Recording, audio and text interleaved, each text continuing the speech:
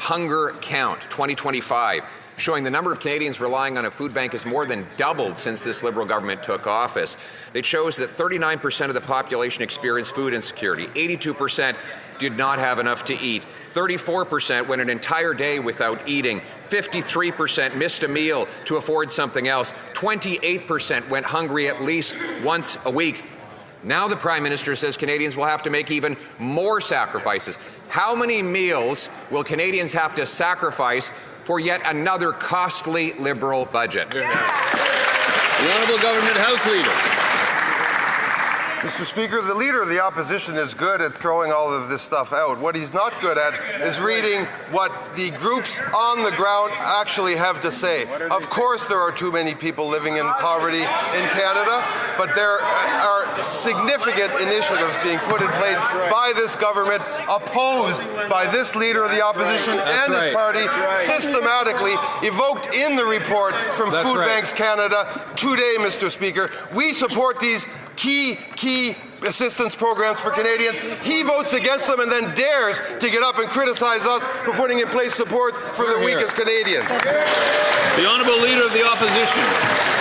Mr. Speaker, their programs do not feed kids. They feed bureaucracy, consultants, lobbyists, and Liberal insiders. And if you want to question that, 700,000 kids are lined up at food banks every single month. And let me quote from the report.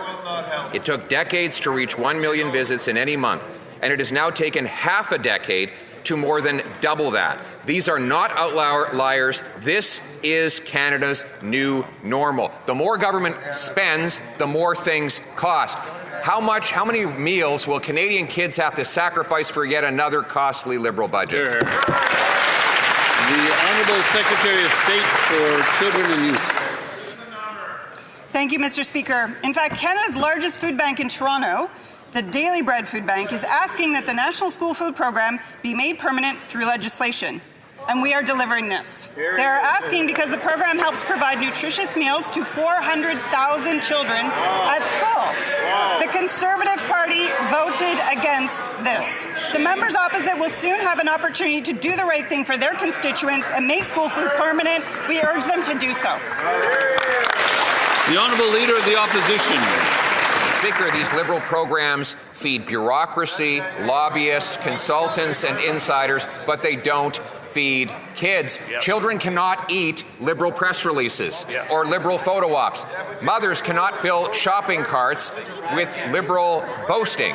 Canadians need food, and right now, after 10 years of this Liberal government, there's now 2.2 million Canadians lined up at food banks. 700,000 of them are kids, and a third are in families where they work, but their paychecks are vaporized by Liberal taxes and inflation. How many meals will Canadians have to sacrifice for the next costly Liberal?